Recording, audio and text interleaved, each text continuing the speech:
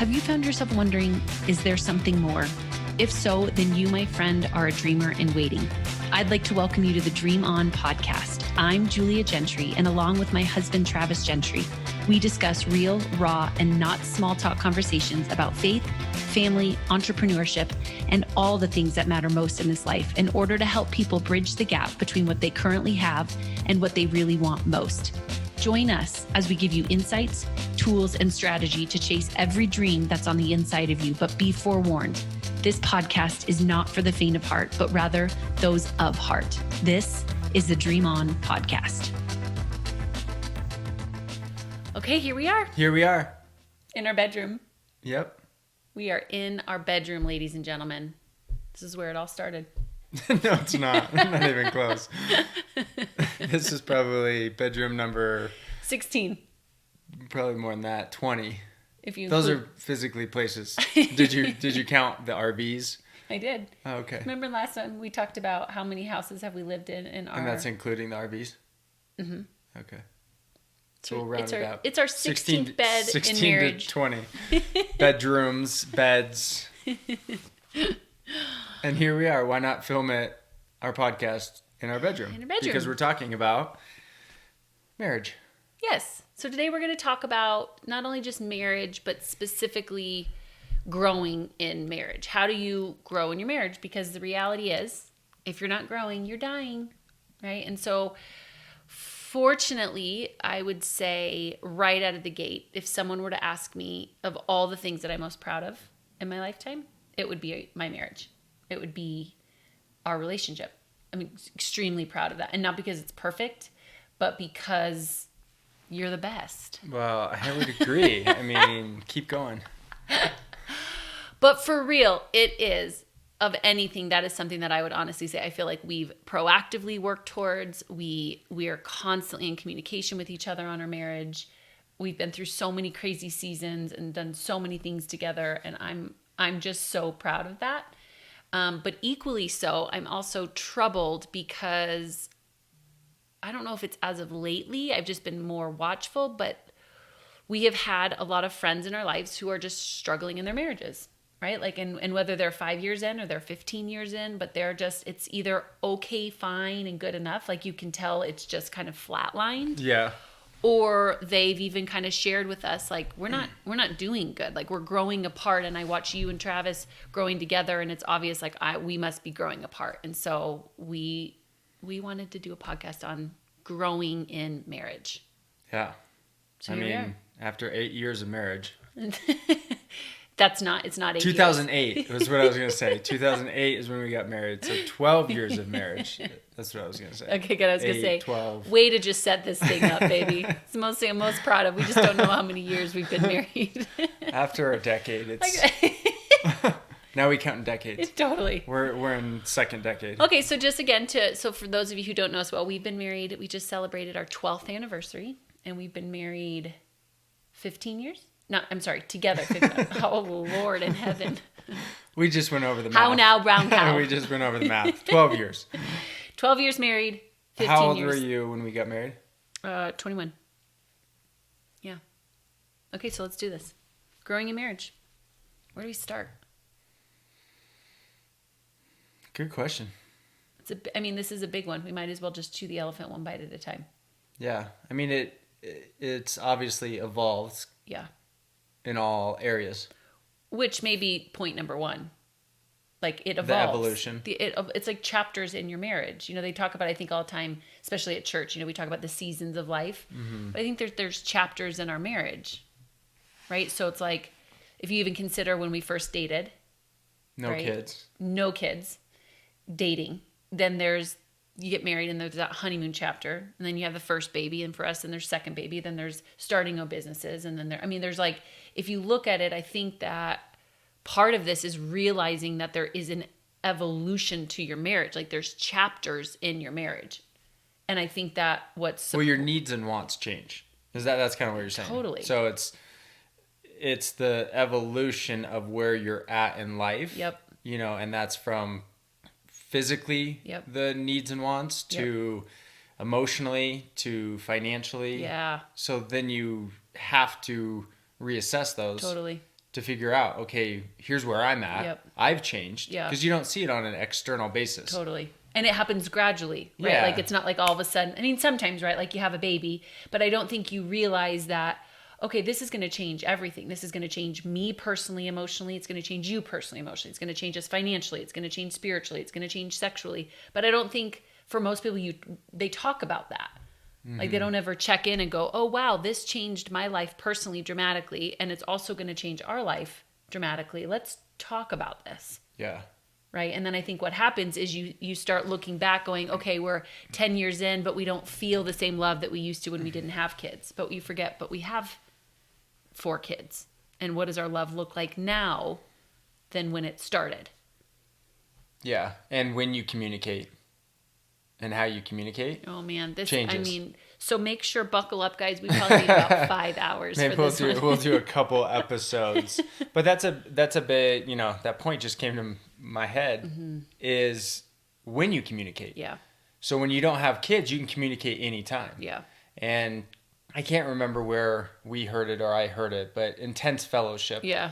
When you get in an argument Yeah. or debate, it's called intense fellowship. As opposed to fighting. Yeah, so you get to grow and learn from it. That changes when you don't have kids. Yeah. It can happen any time of the day, really. Yeah. When you have kids, unless you're willing to do that in front of the kids, which we're pretty intentional of not doing that. Yeah.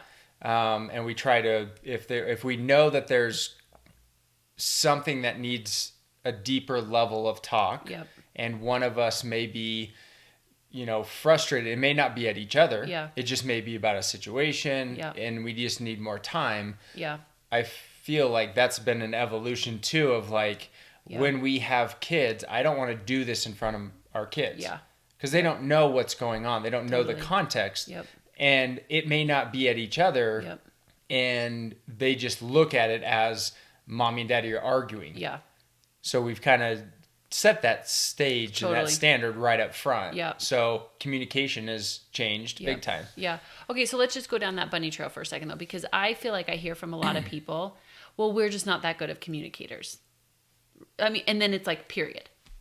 You know what I'm saying? Like I was talking to someone the other day and she goes, oh, I mean, I love how you and Travis you guys are so open in your communication. We're just not good communicators, period. Fact. Like she's like, done. Right. So I think that part of this is, okay, what got us communicating? And then what would we tell someone who would say, we're just not that good communicators? I would say you also didn't know how to go to the bathroom in a toilet at first, and you learned. No. You didn't know how to walk. You learned how because you didn't want to pee in your bike. pants. You didn't know how to use a phone. Like, you have to want to learn how to. Yeah. Not just say, well, I don't know how to do that, so I'm just going to wear a diaper the rest of my life. So next time, here's what we should say. If you find yourself in your marriage saying, we're just not that good at communicating, I just want you to look at each other and go, you know what? I'm just not that good at peeing in the toilet, so I'm going to keep peeing in my pants. Yeah, pretty much sums it up. For sure, because I think that at the very bottom, like if we shook this whole conversation out today, I think what it's going to come down to is the ability to communicate. Like the ability to say, this is how I'm feeling, which I have a feeling we'll talk about that, right? The ability to say, are you open for feedback? The ability to say, you hurt my feelings. The ability to say, like, something's not sitting well with me. Like, it's all going to shake out to the ability to have the courage to communicate what you want and what you need. 100%. Wouldn't you say, like, that's like the growing place of all this? And you see it in other areas of people's lives. That they want to step out and learn something. It's just the unwillingness to say, hey, I don't, the vulnerability most often. For sure. Of like, hey, I don't know, I'm feeling this way. I don't know how to communicate it. So let's definitely talk about a few of the tools that we've learned over the years to help, set the stage of the conversation I want to have or about to have. Or, hey, let me just verbally throw up real quick. Totally. I'm not looking for you to solve my problem. I just need to get it energetically out of my body. Yeah, totally. And I think that this is valid because for me, I'm a verbal processor. So we've talked about this before, but I don't think a whole lot in my head. I don't sit and I process by talking things out with you. And so I think that these things, if I look back and think of pivotal times in our marriage, it was when we started using some of these key phrases to help our communication. So if you're there today, right now, and you're going, we're just not good communicators. We've never been good communicators, or something happened that we're not good communicators, or I'm not a good communicator, or whatever it is, this one is for you.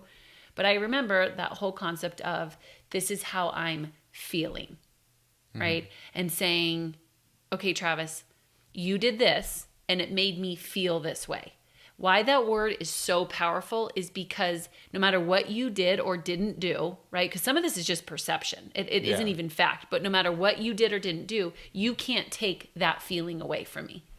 So if I feel sad, if I feel rejected, if I feel not heard, that opens the playing field for me to say, regardless of fact, I feel shame. Yeah. I feel rejected. Yeah, because it's your interpretation at some point in your life that you carried, and it became a truth. Yep.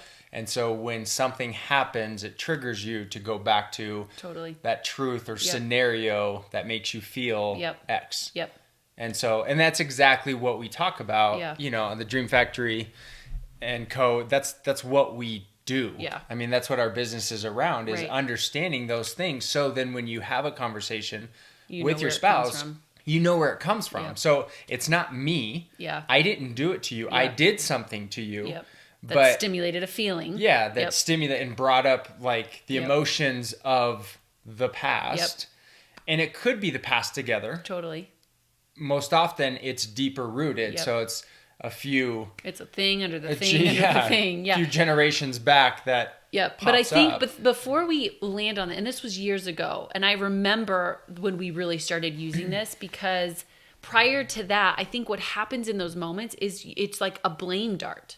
Like, you said this to me and it hurt me. You did this and this. You looked at me this way. You didn't do that. You didn't do this. And so naturally, like, being a human, now I just put you in the line of fire. And so what's your tendency is now to come in like hot and heavy, because it's like, no, I didn't, right? Like, no one wants someone to point the blame at them. Yeah. You know what I'm saying? So it was like, then now we're both on the defense. I'm blaming you, and now you're on the defense. And it was like, then I'm on the defense, because of course a blame needs to match another blame. And so it was like this downward spiral, as opposed to now the prompt is, okay, you did this or you said this and it made me feel this way. Doesn't mean it's true. It just made me feel angry or sad or whatever it is. And I notice, I'll give you some props. I notice your countenance change, because you don't want me to feel that way, right? Even though you're trying to prove a point, or you're trying to like communicate something to me. The goal is not to make me feel shamed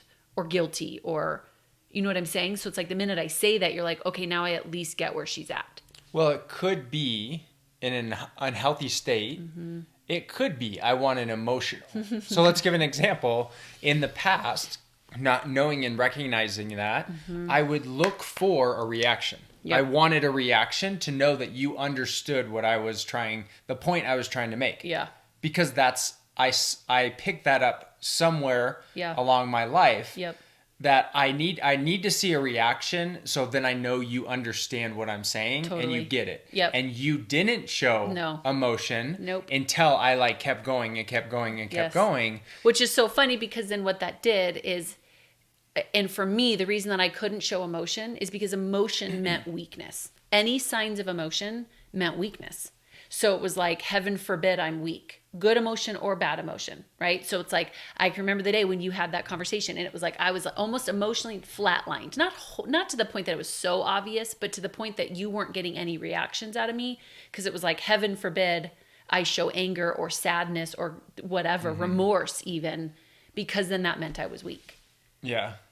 And so then you'd push me and you'd push me and you'd push me, and all that did was like verify my shame. Right? Like, so I would just feel more and more shame, which meant I just kept shutting down and shutting down and shutting down. So it was like we were two ships passing in the night. And so I would say, as a tool number one is to get on the same wavelength and to say, hey, here's how I'm feeling. Yep. Or this is how I feel based off of what happened. Yep. Which allows me or the other person to then come in and say, great, I hear what you're saying. Yep. Here's how I feel. Yep. because there's two sides to the feeling. So if I did something and you feel a certain way, and then you reacted a certain way, or the reason why I did it, then I have the opportunity to explain. So you know that it wasn't what you think it was or why it was. Totally. And I think that that's the problem, right? Like the next, it's that whole cognitive therapy, right? Which says every thought creates an emotion and every emotion creates an action. So what's happening is that if we just keep in a conversation that's not working in anger, right, without saying I feel angry, then the natural byproduct is I'm going to make decisions. I'm going to take an action in anger, which means my words are coming out angry or spastic or guilty or shameful or whatever it is, as opposed to saying, wait a minute, let's hold space and time for a second to go, I feel angry. Like, remember, Travis feels angry. Yeah. You talk in the third person. I do that quite a bit. So Travis feels angry right now. Let's talk about this. Which brings up another, we could probably talk about this the whole podcast and how important it is as far as those emotions, because most often what triggers you is not the thing. So yes, you have the thing under the thing that you bring with you, but you tend to, most people bring it out on the people they love and trust the most. And so if they had a bad day at work, if they were angry because someone cut them off or something happened outside of the relationship, you're stirring, you didn't confront it in the right way, or, you hate your job and it's miserable. So Monday through Friday, you're built up anxious and energy and, and then something happens, triggers you and you lose it. Totally. Has nothing to do with that situation. So it's like, a buildup, potentially not even with that person. And then it's the thing under the thing. Yeah.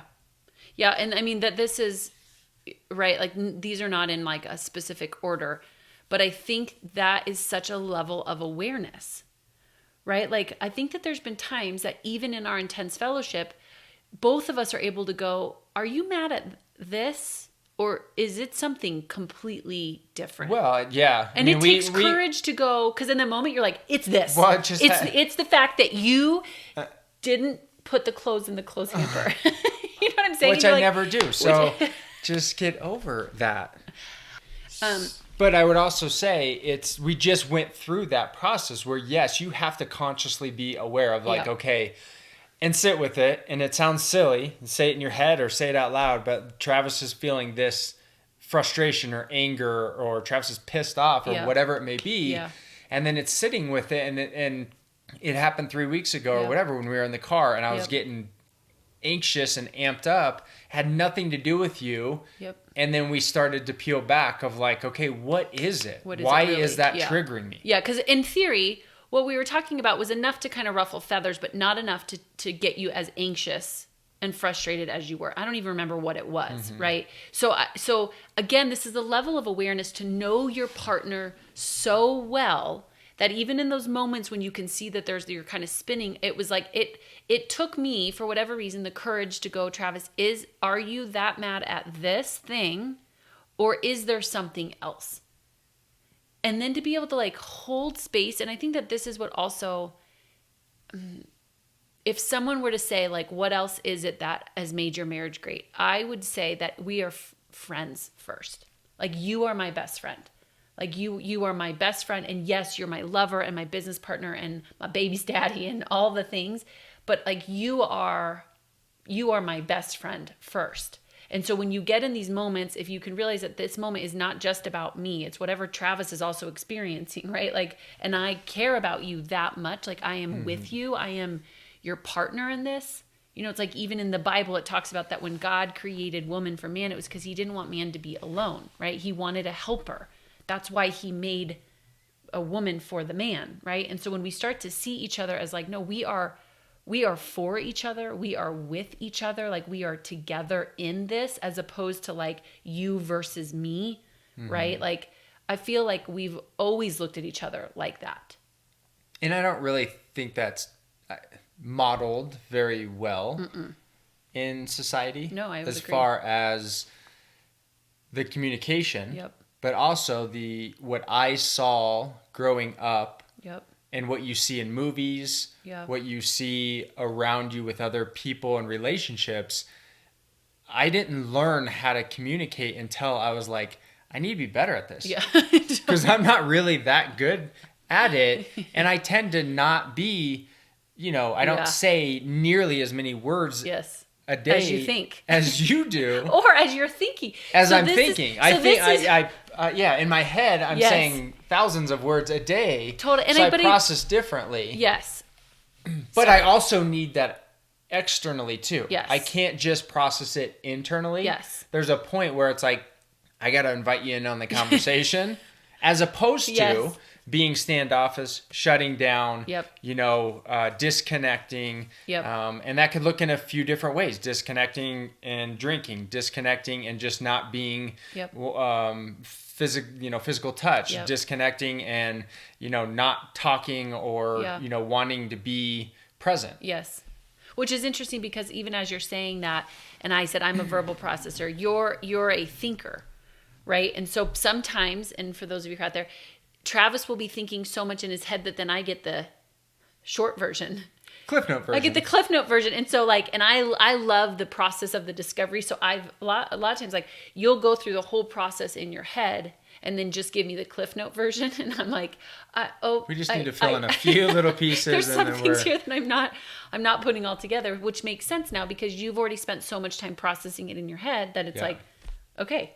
But I think you're right. So part of the reason why we don't see ourselves as friends is because of the examples around us. If you watch the movies, most of the time it's all sexual, right? It's just passion and it's sexual and it's big and it's, which part of it that's good in marriage. That is necessary and that is needed, right? Or you see, I think sometimes too much even in the Christian church that it's it's almost this hierarchy if we're not careful of the man is the head of the home. You do this. You do this. I do this. I do this. Yeah. I'm the hunter. Yes. Gatherer. Yep. And I stay home with the kid. And I'm not suggesting that these roles are wrong, but what it does, I've often felt is it starts to create this inequality in a marriage as opposed to going, no, we are equal in this. We are in this together. And though we'll have somewhat different roles, but it's based upon strengths and weaknesses, not because you're a man and I'm a woman. Yeah. It's just the breakdown of communication of saying, hey, I do this naturally really well. Yep. Because there's some couples that we know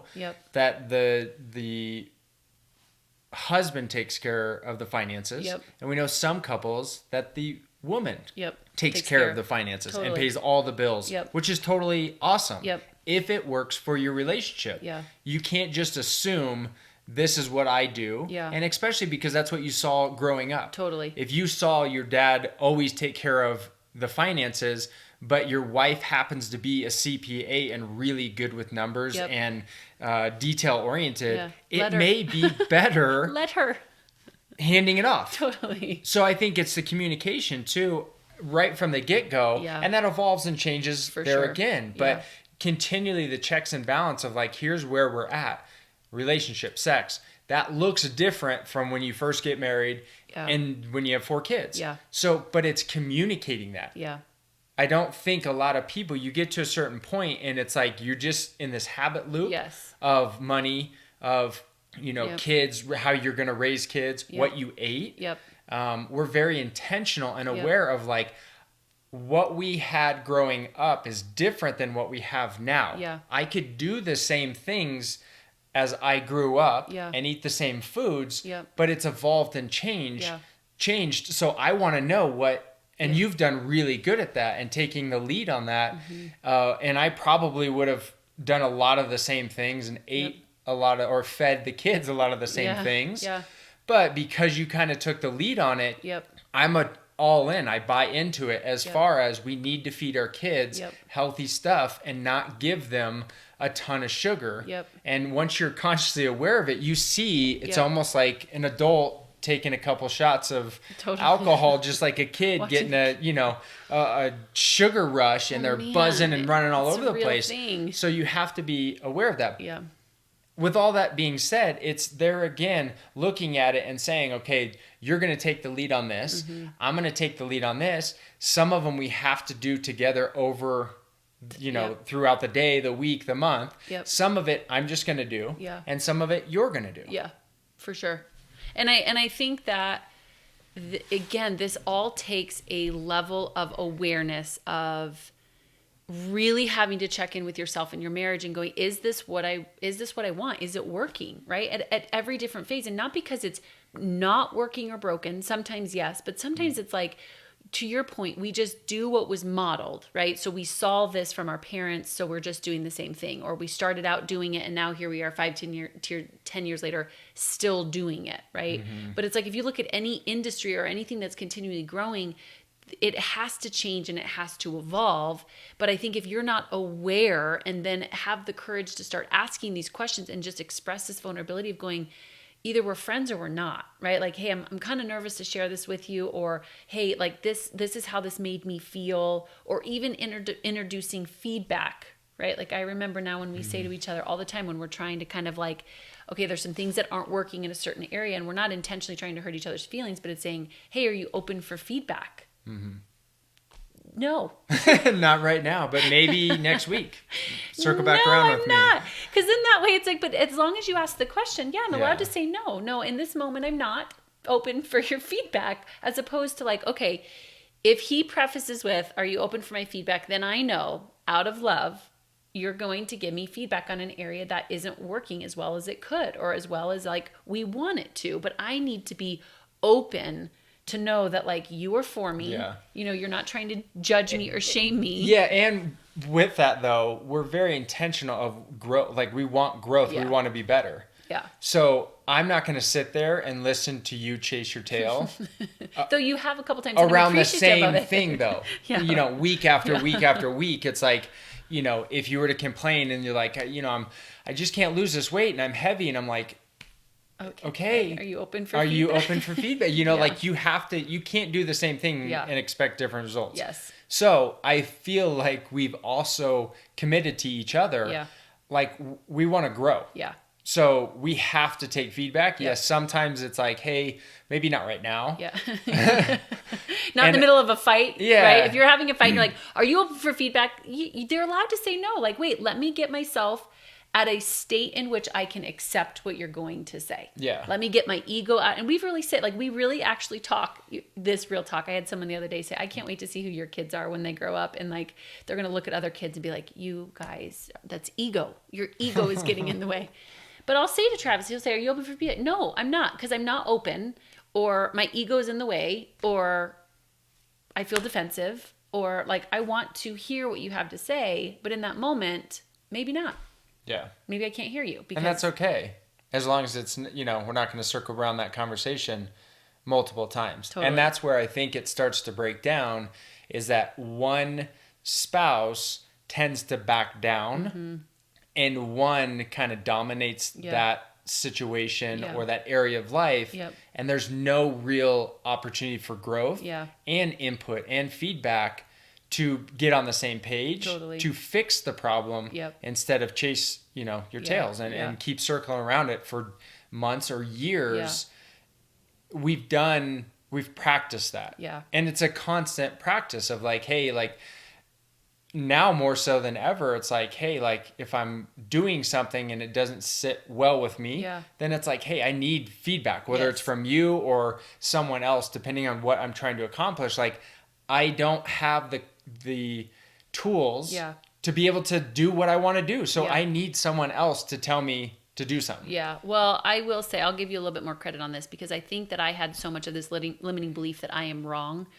So looking back, even at the first 5 years of marriage, that was really challenging for me to do, because if you were to ever have told me something that I was doing wrong, or an area that I could be better, it automatically implied I'm wrong. Right. And so this was harder for me. Like, when you started opening up the conversation, right? And even saying, what could I do better as a dad? What do you like in sex? Right? Like, what could we do better as a couple? How can I show you that I love you more? I remember sitting there looking at him like, oh, why is he asking me these questions? Like, does it mean that I'm wrong? Am I not doing the right thing? Like, it stimulated so much anxiety and stress for me at first, because I didn't live mentally in that world. It already implied I was doing something wrong. And so at first, I admit, like, this was really uncomfortable for me. right? Because immediately I was like, does he not like having sex, right? Or does that mean that our marriage is wrong? Or does that mean that he doesn't like, I'm not a good mom? Like instantly I went to this like survival tactics. I didn't at all. No, and that's why I give you huge props for like. But I'm not saying it's kudos to me. I'm just saying there again, you process something totally different. Yep. Your interpretation is totally different than mine. I was just like, how do we make this better for both of us? And I'm sitting there in like a stress ball. Because I'm probably not doing something right either. And how do we do the best together? Yeah. And so it's giving each other real-time feedback. And some of it is vulnerable of like, if it's sexually or if we're doing something that it's like, hey, like here's what I like. Here's what what do you like? Yep. What can I do different? What can I do better? Yep. And I don't know about most relationships and couples, but it's you in other areas I see it. Yeah. You tend to do the same thing that you did 10 years ago. Yeah. Well, you've changed and evolved, totally. And the things that you may like or dislike now are different. Yep. But if you don't tell your partner, then there's no opportunity to say, wow, this is good. Yep. But how do we let's do it and be great at it. Totally. Financially too. It's like, and I'll give you kudos on that is, we've done so many things and tried so many crazy things, from moving to jumping in an RV to spending tens of thousands of dollars on education outside of college. Yep. And, having money and not having money and, all the transitions, and all of those were growth opportunities. Yep. And I don't know, I couldn't say when it shifted, but it was like, I'm just hungry to grow and learn. Yeah. And I'm not going to stop. Yeah.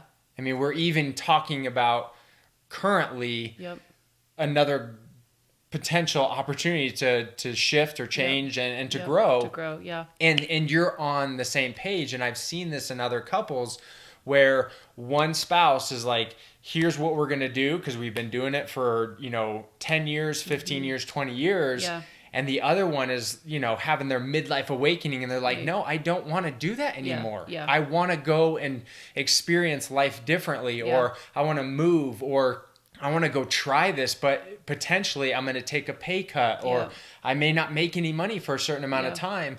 And the other spouse, they're just the lack of communication and support of saying, let's do it. Yeah. Like, let's try it, because it's not, nothing is guaranteed. For sure. But if that other spouse is so convicted by, no, we're going to do this and, retire when we're 60 and we got the pension and the 401 and all that, and then maybe we can try that, but probably not, because you're so you're just stuck you're wanting to hold on. Yeah, you're wanting to hold on. You're not going to just all of a sudden when you're 60 jump out and be like, oh, let's do this now. No, you're not. You have to practice those little waypoints and little muscles in all areas throughout the marriage. Totally. And so I appreciate that too, that you've allowed me to do, where whether we're like selling everything and jumping in an RV or we're moving to a different state. It's been awesome, and we're not done. We're not done. Uh-oh. And should he tell me real time where we're going next? No, but I think so, but where we started with this, so maybe it wasn't, I had to walk through my anxiety around, and I think my anxiety came, and again, we talk about this all the time, but my limiting belief of I am wrong, right? So it just implied all that. So the more healed I got personally in that area, the more I was able to give you in that area, which is what I think is so important in marriage, is not only to grow together, but it's also to go, I'm growing for me too. Right? I'm not just growing for you and our marriage. I'm growing first for me to be the best version of me, right? Who God's created me to be, because that's the only thing I can be responsible for. And then in theory, when I continue to do the work for myself and I get closer to God and I know myself and I become more aware about, oh, this is what makes me tick and this is what triggers me and this is like for my own sake, then I can stand before you way more open-hearted for your ride too, right? Because now I'm not scrambling and don't know how to deal with my stuff on top of someone else who doesn't know how to deal with their stuff, on top of a marriage now that's like, we don't even know how to do this together. Like it's warranted that marriages, I think it's 50% are not working, but I want to demolish that statistic by simply saying, okay, wait, we have to commit individually for growth and then together for growth. Like we have to, because if we're not growing, it's so trite to say this, but if we're not growing, then we are dying. Like we're ultimately going to grow apart. You don't wake up grown apart. You slowly are choosing to grow apart. By the lack of communication. By the lack of, yeah. So you're either growing together like this or you're growing apart like that. Like it's almost just asking yourself every single day, am I choosing to grow closer to myself, closer to God, and closer to my spouse? Or am I growing away? Yeah. Because once you grow away, yeah, like it's hard to rein it all back in because there's a lot of years in between that. Well, you start to lose, and I think we've seen this in other relationships where one of the spouses start to lose their like identity. Yeah. Or they want to recreate who they want to be. Yeah. And they could be, people call it the midlife crisis. I don't think it's a midlife crisis. Yeah. It's a midlife awakening. Yeah. It's an awakening period. You could be in your 20s, 30s, 40s, or 50s. Yep. What you were doing worked for that season. Yeah. But you're not going to stay in high school for the rest of your life. You have to let it go. Or college. Or like you may have had a job and a career for 10 years and all of a sudden this dream, this desire of like, I've always wanted to do this. Yes. And so your identity, you're like leaving it behind. Yeah. Which means the other person, right? Like in defense of the other person is like, whoa, wait a minute, right? Yeah. Like the person I have known up to this point is now telling me that you have this dream on the inside of you. I want to quit my job and go start this business or try. So it changes just as much for me as it does for you. Yeah. Right. But I think and looking back, do you remember when we first got together, we would sit in my car and we would talk about our dreams. I was 17 years old. We've always talked about our dreams. Yeah. We've always talked, and now here we are, right? However many years later that is total since I've met you and we first started talking about our dreams. Yeah, over 20 years. Always been talking about our dreams. So we've reinvented ourselves so many times that I think you and I are, now we're almost like, okay, I'm bored. You want to do something different? You want to move somewhere different? You want to, so I'm not suggesting that this is easy to do when you start doing it, right? We've just done it now for so long. But I think if you're not dreaming together, like, where is the hope in your marriage, right? Like, yes, let's say someone's watching this today and they go, okay, kudos to you guys, right? I'm going to be sarcastic. Kudos to you guys. You've been growing together your whole life and kudos to you, but we're already grown apart, right? Like the reality is we're not having sex. We're totally disconnected. Neither one of us like our jobs. We are disrespectful in how we talk to each other, all the things, right? My only answer would be the same thing that we started doing. The next best time to start is today, right? Would be, you got to start dreaming together. I know that your reality in your marriage says we're disconnected and we've grown apart and we're not talking to each other and we're not sleeping together and all the things. But what are you dreaming in your marriage? Yeah, but he this and yeah, but her that. I didn't ask you that. I did not ask you about that. I asked you, what are you next? Now, what are you going towards? Yes. Not looking at what was. Not even what is. Totally. Yeah. Like look at reality for what it is. Write it all down. Right? Yeah. Like write down every single thing. Here's where we're at. And that's a very vulnerable place to be for both of like, I'm going to be honest, transparent, truthful. Yep. Some of it may hurt because of your interpretation. Yep. And if you come to that place without the intention to hurt the other person. Totally. Then it's like, hey, let's lay this out on the table and look at it, see how that makes you feel. Yep. And I feel about it. Yep. Here's what I'm trying to do with that. It's not to make you feel that way. Yes. And here's what was or what is. Yep. Where are we going? Yes. What are we going to go do? What do you want to do? Yes. How do I help and support you? Yes. And you may have to make some big changes. Totally. Financially, downgrade, sell one of your cars or whatever it may be to be able for both of you to get going on the path that you want. And some of it's not. It's just like food changes. Yes. You see couples as they get older, it's like, you start to get the dad bod. And it's like, that's because you get comfortable.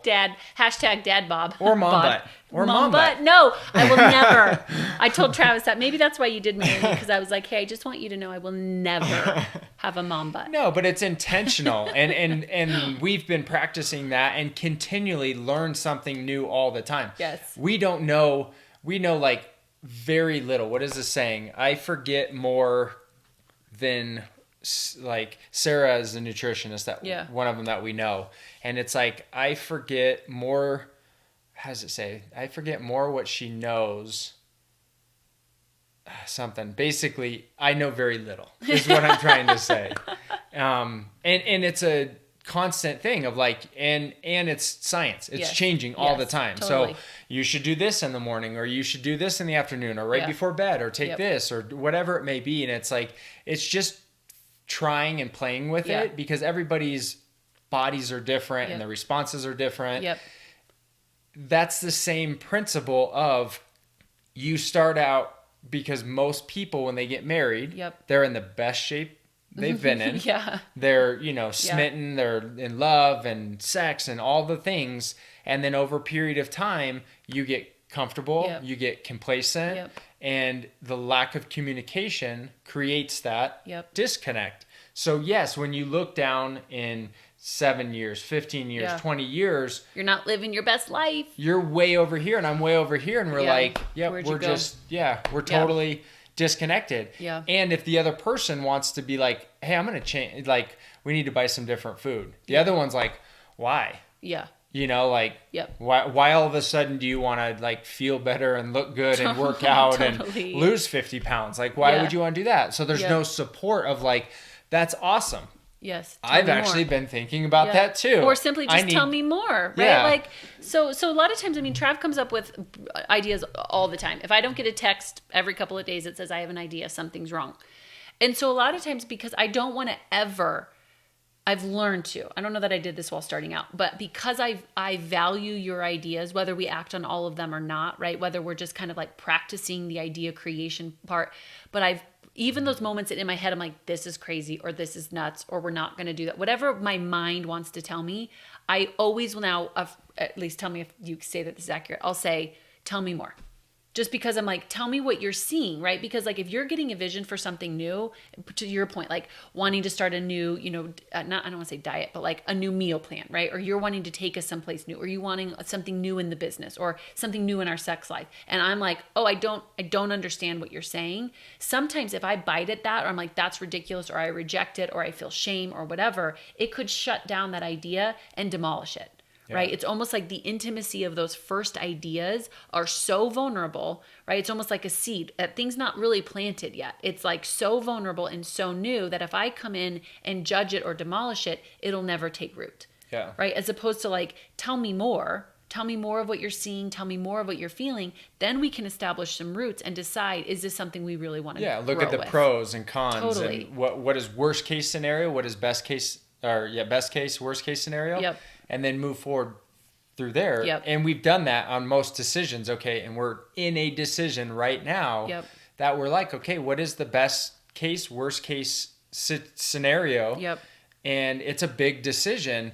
So it's a constant of like, yes, you're spot on, because it's not always like, here, I have this idea. And the other person's like, well, I don't get it. That's kind of stupid. You're like, oh, okay. Well, over a period of time, I'm not going to share with you my ideas, because the feedback that I get is not what I'm looking for.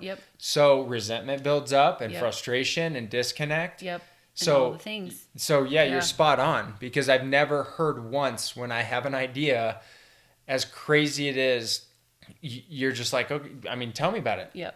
And I hear other couples where it's like, oh, I could never do that because my spouse. And I feel so bad for them, because it's like, you may not do, and you're probably not going to do some of the things that we do. And there's other people who are doing things that we probably wouldn't do either, 100%. But it's just taking that in and allowing that to sit with both sides and say, okay, is this your heart's desire? Is this something that you really want to do? Or is it just like a good, like emotion for the day or whatever it is? But yes, you have to process it and allow both of them to say, okay, if this is really something you want to do, let's figure out the game plan. Well, and I think that if I could plant a seed of what true marriage actually is it's the greatest gift that God could ever give us, because no matter how many how-to guides are out there, or books or things, and great, read them, like they don't hurt, but there is no two other human beings that could come together and create what we get to create, right? If you look at every marriage, there is no two marriages. And so the beauty of that, and sometimes the scary part at first, is that we get to make this whatever we want it to be. Mm-hmm. I mean, that's why I love The Greatest Showman, right? Like all their songs about dreaming together, and like, I love it because you're like, though this sounds cheesy, you're like, is it, or is the rest of the world just missing something here, right? That we get to dream together, and that Travis and Julia Gentry, two human beings, or whoever's over there listening to this right now in their marriage, like, this is your marriage. There is no right way to do it. It's just your way to do it. Yeah. Right. And I think another thing that we don't do is that even when you and I get into intense fellowships, right, or when we are disagreeing, or when we're trying to, I don't go to a bunch of my girlfriends and talk to them about Travis. And he doesn't go to a bunch of his guy friends and talk to them about me, because guess what? You're leaving the person out of the whole equation. Yeah. You know, I'm like talking to my girlfriends about Travis and he's not even there. Right. And some people go, well, but then my girlfriends give me feedback and it helps me process and talk things out. I would disagree. You know what I'm saying? Like, and I think from the very start, and that was probably something that I just saw, it doesn't work. It doesn't work. It doesn't work because whether you're dating or you're in a marriage, it never works. Yep. To go outside to seek counsel for a relationship that's not professional, I will say, and not together, yes, right? Like, yeah, if you're going to see just your bunch of girlfriends or your bunch of dudes, a psychiatrist, and you know whether, and I know or a pastor, and you're working on it together. Julia's going, and I know that. Yes, that's totally fine. Different. If you're just going to vent to a bunch of friends, or especially guys or girls. Yep. But if I were to go and talk to a friend that's a girl, and I go tell her what's going on, that's could be disastrous. For sure. For a few different reasons. It's probably a whole different podcast of why. There's too many biases. Yeah, you can't go outside of it unless it is we're mutually, hey, Julia, I'm going to go to this person. Yep. I just need to get a different perspective than what we're coming up with. Yes. And then include Julia in on the conversation. Yes, which I think, quite honestly, honors the relationship so much. Because if you were to come to me and go, hey, Julia, I really feel like we're stuck in this area. Either A, I'd like to go to see a counselor or a pastor or someone together that we could work this out. Or B, I have this person that I want to talk this out with. Are you okay with that? Yes. Mm-hmm. Right? My first inclination would be like, no, I want to do this with you. But if I agree, like, no, I think we really are stuck and you need a different perspective. Yes, but at least I get to be included in that, as opposed to you just going and doing it, not telling, maybe getting bad advice, maybe them creating biases. All it's doing is it's aiding in the separation, as opposed to like bringing the intimacy back. Well, the emotional disconnect that happens, because if I have a conversation and say it's intense fellowship, and then we say, okay, let's think about it, process it. Yep. And you're still processing, think about it. I go somewhere else, talk it out with someone else. Yep. I'm fine. Yep. I come back and you're not fine. You're not fine. So it's like it wasn't resolved with the people that need to be involved. Totally. And so I think where that goes is now learning to say, we need to be committed to growing together. Right? Like, not with them, not to compare ourselves to how someone else's marriage is, not to compare ourselves to who we were 10 years ago or who our parents were in marriage. But I think what it boils down to is this ability to communicate and your commitment to growth. And so where we were just going with this, and what I would encourage anyone today, no matter where you are in your marriage, even if you're like, it's good, we're doing good, like we're in a really good season, we're feeling connected, all the way to the point that you're like, not good, like we are on the out. Here's what I would encourage. 2 steps. Number 1, sit down, as Travis said, and check in on reality. Here's what it is. Like, we're not doing this to judge each other. We're not doing this to blame each other. We're not doing this to like out of anger. We just have to look at every part of our marriage and our life, and we have to say, it is what it is. And we need to call a spade, whatever it is. Then I think you have the courage to go take some space once you've done that and to go, what are we dreaming? Not even just like, okay, well, if Travis would do this, then I could finally do this. No, like, I want more passion. I want more connection. I want to feel alive again. I want to be intimate with you. I want to explore in our life. Like, come up with some ideas that give you, to your point, where are we going?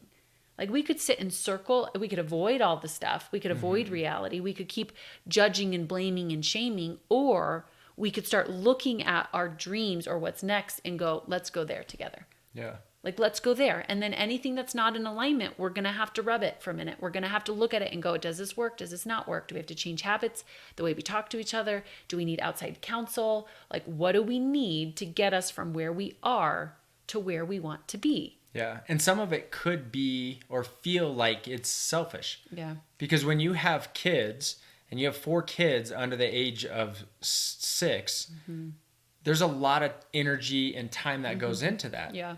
So for me to want to do some of the things that I want to do still, it feels selfish. Yeah. And we've talked about that of like, I can't lose my identity through us raising kids for 2 big reasons. One, I don't want our kids to see that I'm not pursuing and going after my dreams. Yes. And becoming and evolving and challenging myself. I want to see, my kids will see me fall. Yeah. You know, working out or whatever. I want them to know that I will put in the effort and the energy in whatever I'm trying to do. Yep. I want to lead by example. Yep. And then 2, when the kids move out, guess what? If you don't practice that, if you don't have that like pattern and habit of going after, and it's going to change, you know, when you're in your 30s, maybe you like playing a certain sport. And then when you're in your 40s, you're like, I don't really like playing that, but I want to pursue this. Yeah. So it evolves and changes, but you have to keep going after that. Because when the kids get older and they move out and all your life was consumed with your kids, you have no identity. Totally. And then you wake up and you're like, I hid behind my kids. Yes. Yep. And that's all I did. So now I've got you, but I don't even know you. I haven't even practiced that. Yep. Yeah. But so you just said a good point that I think we have to look at. It's the pattern and habit now, the pattern of growth, the habit of growth, right? Because as long as you and I are saying, I'm going to grow individually, I'm going to grow with God, and we're going to grow together, then in any season, and when our kids do leave, like the pattern and habit, right? Like we've put in the work to know that when those pivotal moments happen or whatever, we have the tools, right? Like we have the strength to keep doing that, as opposed to like, okay, the kids are gone now and we look at each other and we're like, there's no pattern. We haven't been growing together. Now how do you start? Most people don't. Or I haven't been growing and it's like I don't know who I am. What do I do? Totally. When I get there then, that's what, when you retire, when the kids are out of the house, then we will. Yep. And we've made a commitment from the very beginning. If we want to sell everything and jump in an RV, as crazy as it is, our kids are coming with us. Totally. Like, unfortunately and fortunately, you're coming with us because we want to live our life out. We're not going to just put it on hold and, we've got to do this because, and then once all the kids are out of the house, then we'll go do that. Yeah. It's the pattern and the habit. It's the pattern. So if all this boils down, I think it's the pattern and the habit of communication. Even, again, you start out having hard conversations and you're not going to do them right. They're going to be awkward. Like they're not going to flow and be like the most like enlightened conversations, because you're practicing communication with each other. You're practicing communication with yourself. Yeah. But I think it has to be the practice and the habit of like thorough communication. Yeah. And then I think it has to be the practice and the habit of like growing together, of dreaming together. Again, like that is a practice. And the first practice is, for most people, like, what do I want? Yeah. Yeah. What do I want? Yeah. Because the easiest answer is like, well, what's your dreams or whatever. Like, I don't know. Mm-hmm. Well, okay. Like if you did know, what would that be? Yeah. Like you have to allow yourself to open up and be like, what is it? Yeah. There's always that next level. Yes. From always. Physically to financially to relationally. It's like, I want to be better than I was yesterday and the week before and the year before. It doesn't have to, I don't have to spend all this energy and effort where it's so exhausting, but I just want to be that just a little bit better each day. Yep. And in the long run, it compounds.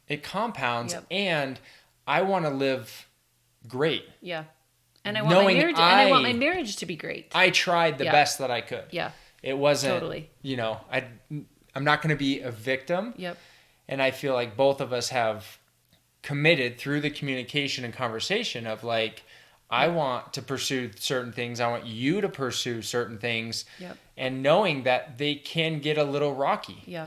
If it's financially or we're going to move or we're going to try this or, hey, I've never done this before, but I feel like I'm called to do this or, hey, I need these mornings or these afternoons to go pursue this thing I've always wanted to do. Totally. But again, back to communication and like ensuring that you're growing together individually and together.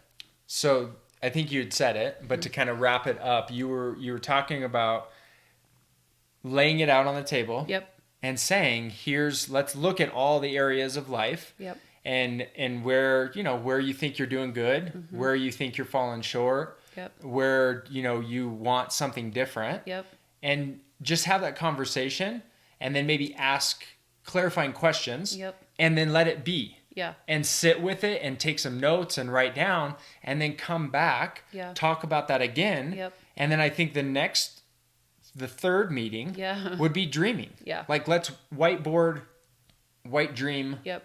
And go and write down all the things that I've wanted to do, I want to do, and see if they align with where you're at and truly what you like feel called at that point. Yep. And then, okay, if that's what you want to do, and here's what you want to do, how do we align those to make those work? Yes. Some of them are going to take, months to get or weeks to get into. Yeah. Some of them are going to take years because it's like, hey, I'm committed to this. I want to achieve this goal, but it's not going to happen overnight. Yep. So we've got to know, okay, this is a 10-year goal or a 5-year goal. Yep. And support each other. And then from there, it's constant checks and balance. Totally. Weekly at first. Yep. And then monthly. Yep. And then, as needed throughout the week of like, hey, I'm a little frustrated, or I'm feeling this way, or and then I think it's when you have that vision of what's important to you and what you're dreaming. Now I always have a way to realign. So the minute I start to feel disconnected, the minute I start to feel like, that I think people say this all the time, we're two ships passing in the night, right? Like we start to use all this table talk. You have to ask yourself, if I keep doing this, is it going to get me what I really want? And then if it's not, you got to realign and readjust, go, hey, we're off target here, right? Like that's our target. That's where we want to go. If we keep doing this right now, it doesn't seem like it's that big of a deal. But if we practice this and keep this habit, it's going to get us off target.